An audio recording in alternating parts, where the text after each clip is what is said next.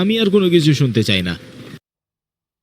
এক ফকির, এক দরবেশ, যার দোয়া কবুল হয়েছিল, একদিন সে রাজপ্রাসাদের সামনে দাঁড়িয়ে বলল, আমি রাজকুমারীকে বিয়ে করতে চাই। রাজা রেগে উঠল, চাবুকের আদেশ দিল। অভিমানে কেঁপে উঠল রাজপ্রাসাদ। কিন্তু সে জানত না এই বৃদ্ধের পিছনে আছে এক রহস্য, এক তাকদীর, যা আল্লাহর হুকুমেই লেখা হয়েছে। এই কাহিনী প্রেমের নয়, এটা ঈমানের, আল্লাহর উপর সম্পূর্ণ ভরসার। এই ভিডিও শুধুমাত্র একটি গল্প নয়, এটি এক শিক্ষা। যারা আল্লাহর উপর ভরসা রাখে তাদের কদর করে স্বয়ং আসমান। দর্শকবৃন্দ, অনেক সময় আগেকার কথা, এক অত্যন্ত সুন্দর গ্রাম ছিল। সেই গ্রামে একজন রাজা থাকতেন। তার একটি সুন্দর কন্যাও ছিল।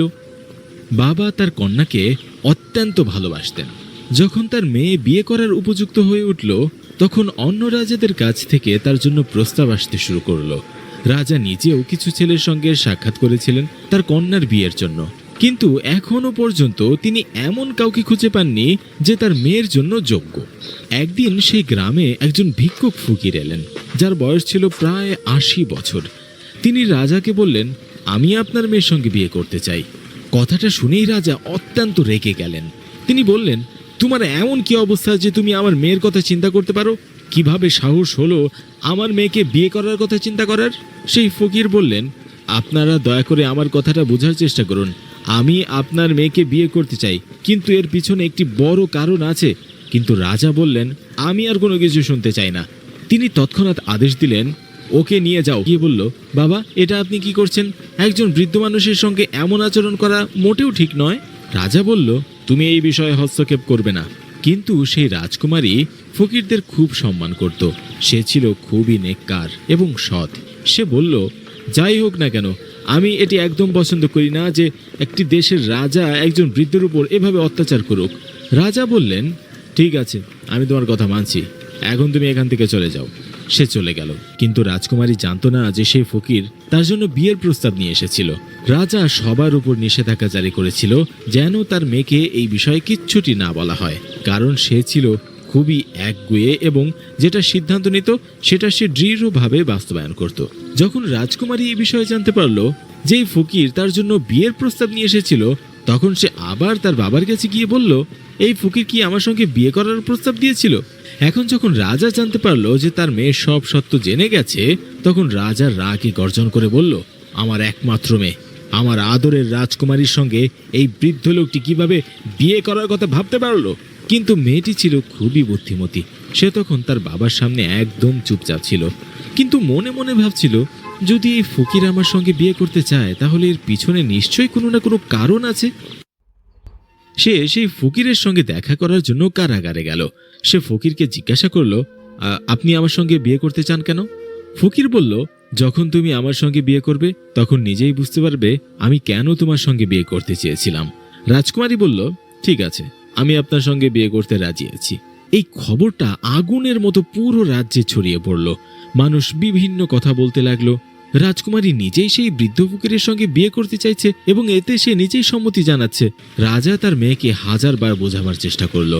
তখন তার মেয়ে বলল, আপনি আমাকে অনেক আদরে বড় করেছেন, আমার প্রতিটি ইচ্ছা আপনি পূরণ করেছেন। এখন যখন বিয়ের প্রশ্ন এসেছে, আমি তাকেই বিয়ে করব যাকে আমার মন চায়। কিন্তু রাজা কোনোভাবেই রাজি হচ্ছিলেন না। রাজা তার মেয়ের জেদের কারণে খুবই বিরক্ত ছিল। আমি কিভাবে আমার মেয়েকে একটি ফকিরের সঙ্গে বিয়ে দেই? কিন্তু রাজকুমারী বলল, আমি বিয়ে করব, তবে কেবল তার সঙ্গেই। আমি তার চোখে এমন সত্য দেখেছি যা আমি আজ পর্যন্ত কারো চোখে দেখিনি। মেয়ের কথা শুনে শেষ পর্যন্ত রাজাকে মেনেই নিতে হলো। তিনি স্বয়ং সমস্ত রাজ্যে ঘোষণা দিলেন, আমার মেয়ের বিয়ে হচ্ছে, তবে এই বিয়ে খুব সাধারণভাবেই হবে, শুধু নিকাহ সম্পন্ন হবে এবং আজকের পর থেকে আমার মেয়ে আর এই রাজপ্রাসাদে থাকবে না। সে ফকিরের কুঁড়ে ঘরে গিয়ে তার সঙ্গে থাকবে। রাজা প্রচণ্ড রেগেছিল, কারণ সে চায়নি যে তার মেয়ের বিয়ে ওই ফকিরের সঙ্গে হোক। তাই রাজা ভেবেছিল, যখন রাজকুমারী সব ভোগবিলাস ছেড়ে ওই ফকিরের কুঁড়ে ঘরে থাকতে বাধ্য হবে, তখন এর চেয়ে বড় শাস্তি আর কি হতে পারে। রাজার এই আদেশ ছিল জনগণের কাছে বেশ অদ্ভুত, কিন্তু সবচেয়ে অবাক করার বিষয় ছিল যে এই রাজকুমারী একথা মেনেও নিয়েছে। সে বলেছিল, ঠিক আছে, আমি ফকিরের সঙ্গে কুঁড়ে ঘরে থাকতে রাজি আছি। যখন আমি তার সঙ্গে বিয়ে করেছি, তখন যেখানে আমার স্বামী থাকবেন আমিও সেখানেই থাকব। রাজার আদেশে রাজকুমারী ফকিরের সঙ্গে চলে গেল। ফকিরের ঘর ছিল মাত্র একটা গাছের নিচে ছোট একটি কুঁড়ে ঘরে। ফকির সেখানে পৌঁছে তার স্ত্রীকে বলল, এটাই আমার ছোট্ট আশ্রয়, এখন থেকে তোমাকে এখানেই থাকতে হবে। তুমি কোনো কারণ না জেনে আমার সঙ্গে বিয়ে করেছো। তুমি সত্যি মহান মনের অধিকারী। আমি তোমার এই কাজের জন্য তোমাকে অনেক বেশি ধন্যবাদ জানাই। কিন্তু আমার কাছে এমন কিছুই নেই। আমি সারাদিন না খেয়েই থাকি, রাতে ইবাদত করি, যদি কখনো কোনো কিছু পাই তাহলেই খাই। তুমি কি এই অবস্থায় আমার সঙ্গে থাকতে পারবে? রাজকুমারী বলল, যদি আমি আপনার সঙ্গে বিয়ে করে থাকি তাহলে এর মানে এই দাঁড়ায় না যে আপনি যেভাবে আমাকে রাখবেন আমি সেভাবেই থাকব। ফকির বলল, আমি তোমার সঙ্গে বিয়ে করেছি দুটি বড় গোপন কারণের জন্য, কিন্তু তুমি কেন আমার সঙ্গে বিয়ে করলে? সে বলল, আমি আল্লাহর দরবারে দোয়া করেছিলাম, যদি আমার জীবনে কোনো সৎ ব্যক্তি আসে তাহলে আমি তাকেই আমার স্বামী হিসাবে গ্রহণ করব, হোক না সে কোনো রাজ্যের পুত্র অথবা কোনো দরবেশ। সেই দিন আপনি আমার বাড়িতে এসেছিলেন, আর সেদিনই আমি নিজের চোখে আমার দোয়া কবুল হওয়া দেখতে পাচ্ছিলাম। তাই আমি আপনার সঙ্গে বিয়ে করতে রাজি হয়ে গিয়েছি। এ কারণেই আমার আব্বাজান আজ আমার উপর এত রাগ করেছেন। তবুও আমি আল্লাহ তাআলাকে হাজির নাজির জেনেই এ সম্পর্ক কবুল করেছি। তাই এরপর যাই হোক না কেন আমি আপনার সঙ্গে থাকতেই পছন্দ করব। সে এতটাই ধৈর্যশীলা ছিল যে ফকির এমন একজন স্ত্রী পেয়ে অত্যন্ত খুশি হয়ে গিয়েছিল। তারা দুজন সারা দিন না খেয়ে থাকতো এবং সারা রাত আল্লাহর ইবাদত করত। ফকিরটা কখনো কোনো উদ্দেশ্য ছাড়া কিছুই করতো না। রাজকুমারী এটি খুব ভালো করে বুঝে গিয়েছিল। একদিন সেই ফকির কোনো কাজে জঙ্গলের বাইরে গিয়েছিল। তখন এক অচেনা লোক রাজকুমারীর সঙ্গে দেখা করতে এলো। সে আসলে তার বাবার পক্ষ থেকে পাঠানো একজন চাকর ছিল। সে বলল, আপনার আব্বাজান আপনাকে অনেক মনে করছেন আর জিজ্ঞাসা করেছেন আমাদের রাজকুমারী কি খুশি আছে কিনা, আর সে ফকিরের সঙ্গে কেমন আছে। আমাদের কন্যাকে বলো, যদি সে আবার প্রাসাদে ফিরতে চায় তাহলে আমরা তাকে ফিরিয়ে আনবো এবং এই সম্পর্ক শেষ করে দেব। রাজকুমারী বলল, দেখছি আমার বাবা আমাকে এখনো চিনতেই পারেনি। আমি তার সঙ্গে খুবই খুশি আছি এবং আল্লাহ তাআলার সন্তুষ্টিতেই আমি সন্তুষ্ট আছি। চাকরটি বলল, আপনার বাবা আপনার জন্য একটি বিশাল মুক্তা পাঠিয়েছেন। চাকরটি জোর করে সেই মুক্তাটি রেখে চলে গেল। যখন ফকির তার কাজ শেষে ফিরে এলো, সে মুক্তাটি সামনে দেখে জিজ্ঞাসা করলো, এটি কে তোমাকে দিয়েছে? রাজকুমারী পুরো ঘটনাটি তাকে বলল। তখন ফকির বলল, যদি তুমি আমার সঙ্গে সুখী না হও, যদি তুমি তোমার বাবার কাছে ফিরে যেতে চাও তাহলে তুমি যেতে পারো। আমি তোমার উপর কোনো অভিযোগ করব না। আমি তোমার প্রতি সন্তুষ্ট, বরং আমি চাই তুমি সুখেই থাকো। এই কথার উত্তরে রাজকুমারী বলল, আমি খুব খুশি আছি, আমার কোনো কিছুর অভাব নেই। আপনার চেহারাতেই আমি সব কিছু পেয়েছি। আপনি কি চান তা আমি জানি না, কিন্তু আমি আল্লাহর সন্তুষ্টির জন্য এখানে আপনার সঙ্গে আছি। আর মুক্তার কথা বললে, এই মুক্তা আমি রাখতে চাই না। চাকরটি জোর করে আমার কাছে রেখে চলে গিয়েছিল, তাই এটা এখানে আছে। তখন ফকির বলল, তুমি যদি এটির সঙ্গে কোনো সম্পর্ক না রাখো তাহলে এটা তুমি তোমার বাবার পক্ষ থেকে পেয়েছো। সে বলল, আমি প্রতিটি সেই জিনিসকে ভালোবাসি যা আল্লাহর পক্ষ থেকে এসেছে, আর যা কিছু আমি পেয়েছি আমি কিছুই চাই না। এই কথা বলা মাত্রই মুক্তাটি সেখান থেকে অদৃশ্য হয়ে গেল। এটা দেখে ফকির মুচকি হাসলেন। তিনি তার স্ত্রীকে এসব কিছুই জানাননি। তিনি বললেন, তুমি একজন সৎ ও ধার্মিক নারী। যেখান থেকে এই মুক্তাটি এসেছিল সেখানে এটি ফিরে গেছে। একজন সাধারণ নারী তার স্বামীর সঙ্গে ভালোবাসায় বসবাস করছিল। যদিও তাদের মধ্যে বয়সের পার্থক্য অনেক ছিল, তবুও সে সন্তুষ্ট ছিল। সে তো সবসময় রাজকীয় জীবন দেখেছে। আজ সে মাত্র 2টি খেজুর খেয়ে জীবন চালাচ্ছিল। এটাই ছিল একটা বিশাল ব্যাপার। কখনো কখনো তো খেজুরও জোটেনি খাওয়ার জন্য। এক রাতে ফকির ইবাদতে ব্যস্ত ছিলেন। তখন তিনি কারো আসার শব্দ শুনলেন। ফকির দেখলেন একজন লোক মাথায় একটা বিশাল থালা নিয়ে আসছে। সে বলল, বাদশাহ সালামত তার কন্যার জন্য এই রাতের খাবার পাঠিয়েছেন। আর বললেন, আমার কন্যাকে বলো, শুধু পানি খেলেই তো সে মারা যাবে। তার স্বামী তাকে খাওয়ানোর যোগ্যও নয়। তার বাবা এখনো বেঁচে আছে, সে চাইলে সব কিছু দিতে পারে। এই কথা শুনে রাজকুমারী বলল, আমার কোনো প্রয়োজন নেই, আমি কেবল আমার আল্লাহর কাছেই চাই। এই খাবার নিয়ে তুমি ফিরে যাও। কিন্তু চাকরটি বাধ্য হয়ে সেই থালা হাতে নিয়েই দাঁড়িয়ে রইল। তখন রাজকুমারী রেগে গেল। সে বলল, আমি এই খাবার খাবো না, আমি আল্লাহর দেওয়া নিয়ামতের অস্বীকারী নই। রাজকুমারীর মুখে এই কথা শুনে ফকিরের চোখে পানি চলে এলো। তিনি আল্লাহর দরবারে দোয়া করলেন, হে আল্লাহ, তুমি আমার স্ত্রীর জন্য আকাশ থেকে এমন একটি ফল নামিয়ে দাও যেটা কখনো কেউ দেখেনি। ফকিরের এই দোয়া কবুল হয়ে গেল। আকাশ থেকে রূপার থালা নেমে আসতে দেখা গেল, যার মধ্যে খাবার পরিবেশিত ছিল। রাজকুমারীর বাবার পাঠানো সেই চাকর এই দৃশ্য দেখে হতবাক হয়ে গেল। সে নিজে যে খাবার থালাতে এনেছিল তা নিয়ে সে প্রাসাদের দিকে ফিরে গেল।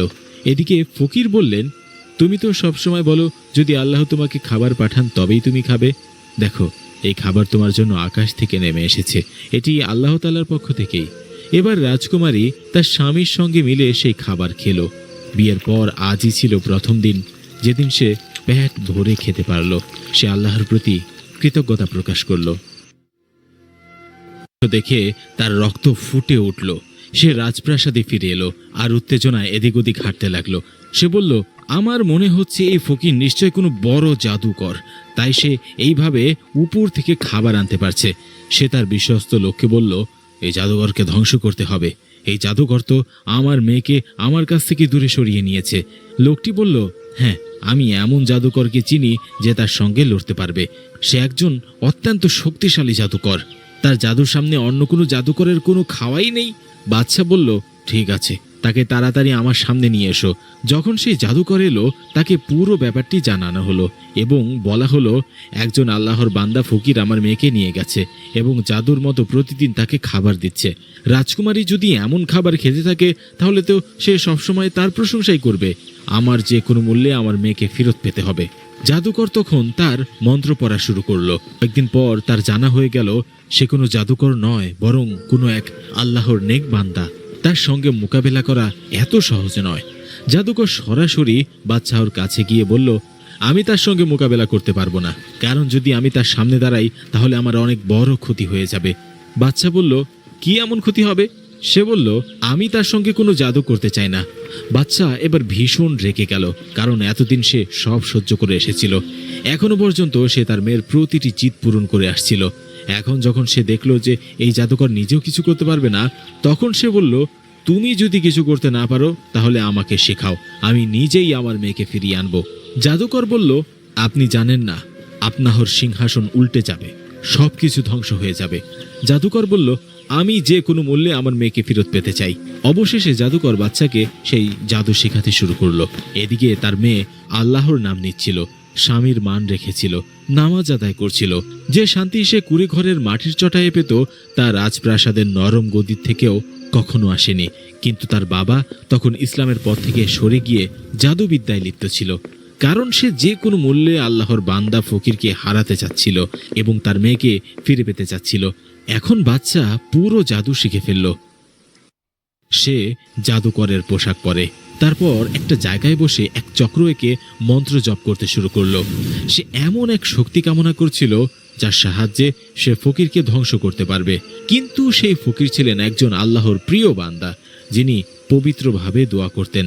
তার সামনে কোনো জাদুটোনাই কাজ করতো না। আল্লাহর বান্দা ফকির বুঝে গিয়েছিলেন যে কেউ তাকে বিরক্ত করার চেষ্টা করছে এবং তার স্ত্রীকে তার থেকে আলাদা করার চেষ্টা করছে।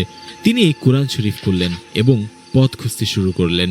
বাচ্চা বরাবর মন্ত্র পড়ে ফু দিতে লাগলো, কিন্তু সেই প্রতিটি ফু তার দিকেই ফিরে আসছিল। অবশেষে বাচ্চা এক বিশেষ মন্ত্র পড়তে শুরু করলো। মন্ত্র পড়া মাত্র সেখানে এক বিশাল মোটা বুনো সিংহ উপস্থিত হলো। বাচ্চা বলল, যাও, জঙ্গলে যে ফকির বসে আছে তাকে ছিঁড়ে ফেলো আর আমার মেয়েকে নিয়ে আসো। বাদশাহর আদেশে সেই সিংহ জঙ্গলের দিকে ছুটে গেল। এদিকে আল্লাহর ফকির সুন্দর কণ্ঠে কুরআন তেলাওয়াত করছিলেন। যখন সেই সিংহ ফকিরের কাছে পৌঁছালো, তিলাওয়াতের শব্দ শুনে সে বসে পড়ল কেবল সেই তিলাওয়াত শোনার জন্য। যতক্ষণ ফকির আল্লাহর নাম নিচ্ছিলেন, বাদশাহর অবস্থা ততই খারাপ হয়ে যাচ্ছিল। জাদুকর তাকে আগেই সতর্ক করেছিল, যদি মন্ত্র মাঝপথে আটকে যায় কিংবা গন্ডগোল হয় তাহলে এমন কিছু হবে যেটা আপনি কখনো কল্পনাও করতে পারবেন না। আপনাকে কোনো জানোয়ারে রূপান্তর করে ফেলা হবে।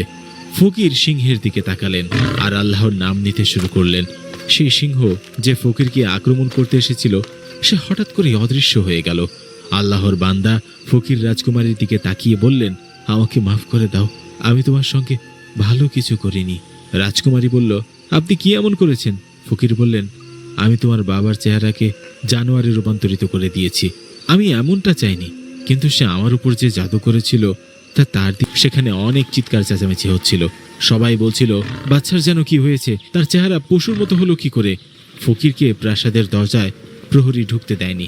তারা বলছিল, এই লোকটা একটা জাদুকর, এটাই আমাদের বাচ্চাকে এমন বানিয়েছে। রাজকুমারী বলল, আমি এই প্রাসাদের রাজকুমারী, আমাকে ভিতরে যেতে দাও। সে ভিতরে ঢুকলো এবং যখন তার বাবাকে এই অবস্থায় দেখল, তার চোখে অশ্রু চলে এলো। তার বাবা নিজের মাথা পিটাচ্ছিল, তার মুখ ছিল আগের মতোই, কিন্তু পুরো শরীর পশুর মতো হয়ে গিয়েছিল। মেয়েটি তার বাবাকে এই অবস্থায় দেখে কাঁদতে শুরু করলো। সে বলল, আপনি কেন এমনটা করলেন? তিনি যেমনই হোক না কেন, শেষ পর্যন্ত তিনি তো আমার বাবা, আর আমি তার মেয়ে। বাবার এই রূপ দেখে সে অঝরে কাঁদতে লাগলো। সে বলল, আপনি আমাদের সঙ্গে এমন করলেন কেন? আপনি কেন আমার স্বামীকে মারতে চাইলেন? বাদশা বলল, আমি তোমার স্বামীকে অনেক আগেই চিনতাম। তোমার স্বামী তোমার সঙ্গে বিয়ে করেছে, কিন্তু কেন করেছে তা আজও তোমাকে বলেনি। আজ আমি তোমাকে বলছি। আসলে আমি চাইনি যে তোমার বিয়ে কোনো মুসলমানের সাথে হোক। আমি চাইছিলাম তুমি এমন কোনো রাজ্যের রাজকুমারী হও যার রাজপুত্র অমুসলিম, যার অনেক ধন সম্পদ রয়েছে। আমি তোমার বিয়ে তার সঙ্গে দিয়ে পুরো রাজ্য নিজের নিয়ন্ত্রণে নিতে চেয়েছিলাম। তাই আমি তোমাকে কিচ্ছু বলিনি, কারণ আমি জানতাম তুমি খুব সৎ ও ইবাদতকারী। তুমি চাইতে যে তোমার স্বামী সৎ পথের মানুষ হোক। একদিন আমি সেই অমুসলিম রাজপুত্রের সঙ্গে দেখা করতে তার রাজ্যে যাচ্ছিলাম। পথে আমি এই ব্যক্তির কুঁড়ে ঘর দেখতে পাই। আমি তাকে ইবাদতে বসে থাকতে দেখি। তুমি তো জানোই আমি ফকিরদের ঘৃণা করি। আমি যখন তাকে দেখলাম তখন ভাবলাম, আমার মেয়ে না জানি কার সঙ্গে বিয়ে করবে। আমি তো কখনোই আমার মেয়েকে কোনো ফকিরের সঙ্গে বিয়ে দিতে পারি না। আমি চাই যে সে কোনো রাজপুত্রের স্ত্রী হোক, চাই সে অমুসলিম হলেও হোক না কেন। তখন আমি চলে যেতে চাচ্ছিলাম। এক বৃদ্ধ ফকির আমাকে থামিয়ে বলল, আপনি এমন কথা কেন বলছেন? আপনি তো একজন মুসলমান, আপনার মেয়ের বিয়ে একজন মুসলমান সৎপুরুষের সঙ্গেই হওয়া উচিত। তিনি বললেন, এক সৎ স্বামী আপনার মেয়েকে সম্মান দেবে, তাকে ভালোবাসা দেবে, কারণ সে আল্লাহকে ভয় করে। এ রাজ্য, এই ধন সম্পদ সব এখানেই থেকে যাবে। শেষে কেবল স্বামীই থাকবে যে আল্লাহর পথে চলবে। তার এই কথা আমার খুব খারাপ লেগেছিল। আমি বলেছিলাম, তুমি কে যে আমাকে এসব কথা বলছো? আমার মেয়ের বিয়ে আমি যেখানে খুশি সেখানেই দেব, এটা আমার ইচ্ছা। আমি এতটাই রেগে গিয়েছিলাম যে আমার সৈন্যদের দিয়ে তাকে চাবুক মারালাম। তবু সে বলছিল, আপনি আপনার মেয়ের উপর জুলুম করবেন না। এই কারণে সে আমার পিছন পিছন প্রাসাদে এলো আর তোমার সঙ্গে বিয়ে করলো। তুমি তো এমনিতেই আল্লাহর রাস্তায় জীবন দিতে রাজি ছিলে। তুমি নিজের ইচ্ছার বিরুদ্ধে গিয়েও এই 80 বছরের বৃদ্ধকে বিয়ে করেছিলে। আমি ভাবলাম, এই ফকির তো কুঁড়ে ঘরে থাকে, তোমাকে কি বা দিতে পারবে? তুমি তো একজন প্রাসাদের রাজকুমারী। কয়েকদিন পরেই তুমি হয়তো আমার কাছে ফিরে আসবে, কিন্তু তুমি ধৈর্য আর কৃতজ্ঞতার সঙ্গে সেখানেই থেকে ইবাদত শুরু করেছিলে। তুমি সেই কুঁড়ে ঘরে না খেয়ে থেকেও ছিলে, কিন্তু কখনো প্রাসাদে ফিরোনি। আমি যখন দেখলাম তোমার জন্য আকাশ থেকে খাবার নামছে, তখন আমি তোমাদের দুজনের উপর জাদু করলাম। যা করা আমার একদম ঠিক হয়নি। আমার মুখ পশুর মতো হয়ে গেছে। তারপর সেই বাদশা ফকিরের কাছে এলো আর বলল, আমাকে মাফ করে দিন। তার মেয়ে এই কথা শুনে খুব কষ্ট পেল। সে বলল, আপনি যেটা চেয়েছিলেন সেটা হলো আমি যেন বিয়ে না করি, কিন্তু আল্লাহ তাআলা যা চান সেটাই সবচেয়ে ভালো হয়। আমার বিয়ে হয়েছে, আমি খুব খুশি। আমার কপালে এমন একজন স্বামী জুটেছে যিনি আল্লাহকে ভয় করেন। তিনি পরহেজগার, ইবাদতকারী এবং সৎ মানুষ। তিনি তার স্ত্রীকে সম্মান করেন। আমি সব সময় দোয়া করতাম, যা কিছু পাই যেন আল্লাহর পক্ষ থেকেই পাই। আমার স্বামীও আল্লাহর পক্ষ থেকেই আমার কাছে এসেছে। যদি তিনি 80 বছরের বৃদ্ধও হন তবুও আমি খুশি, কারণ একজন স্বামী যদি তার স্ত্রীকে সম্মান করেন তাকেই ভালো স্বামী বলা হয়। আমি কেন এমন রাজপুত্রকে খুঁজব যার রাজ্য বিশাল কিন্তু হৃদয়টা অনেক ছোট? আমি আল্লাহর দরবারে যা কিছু চেয়েছি সবই পেয়েছি। এই বলার পরই মুহূর্তেই সে ফকিরের চেহারা বদলে গেল। তিনি হয়ে গেলেন এক তরুণ, অত্যন্ত সুন্দর এক মানুষ। রাজকুমারী যখন তার স্বামীকে ভালো করে দেখল, সে বলল, সুবহানাল্লাহ, আপনি কে? তখন সে আল্লাহওয়ালা বললেন, আমি তোমার স্বামী। রাজকুমারী তো নিজের চোখকেই বিশ্বাস করতে পারছিলেন না। বাদশাও এই দৃশ্য দেখে অবাক হয়ে গেল এবং নিজের অবস্থার কথা ভেবে কাঁদতে লাগলো। সে বলল, আমি এক 80 বছরের বৃদ্ধকে এত অপমান করলাম যে আমার চেহারাটাই পশুর মতো হয়ে গেল, কিন্তু এই আল্লাহওয়ালা আবার তরুণ হয়ে গেলেন। ফকির বললেন, হ্যাঁ, আমি তোমার স্বামী। তুমি ধৈর্য ও কৃতজ্ঞতার সঙ্গে জীবন কাটিয়েছ। আমি যেটুকু দিয়েছি তুমি ততটুকুই খেয়েছ, একবারও অভিযোগ করনি। আল্লাহ পাক তোমার প্রতি খুশি হয়ে তোমাকে এমন মর্যাদা দিয়েছেন যার তুমি প্রকৃত দাবিদার। এরপর তিনি তার স্ত্রীকে নিয়ে জঙ্গলের পথে রওনা দিলেন। তিনি বললেন, তোমার সেই কুঁড়ে ঘরে নয়, আমি তোমাকে এমন জায়গায় নিয়ে যাচ্ছি যেখানে তুমি এক রানী হয়ে থাকবে। এই কুঁড়ে ঘর, এই জঙ্গল, এই শূন্য গাছপালা সবই ছিল তোমার পরীক্ষা। তুমি সেই পরীক্ষায় সফল হয়েছ। আমি তো বলেছিলাম যখন তুমি আসল কারণ জানতে পারবে তখন তুমি আল্লাহর শুকরিয়া আদায় করবে। তো বন্ধুরা, দেখলেন তো, একজন রাজকুমারী যিনি এক গরিব ফকিরের কুঁড়ে ঘরে তার স্ত্রী হয়ে বাস করছিলেন, তিনি সব কিছু আল্লাহর কাছে চাইতেন, তিনি সব কিছুই আল্লাহর কাছে প্রার্থনা করতেন। যারা আল্লাহর উপর ভরসা রাখে, আল্লাহ তাআলা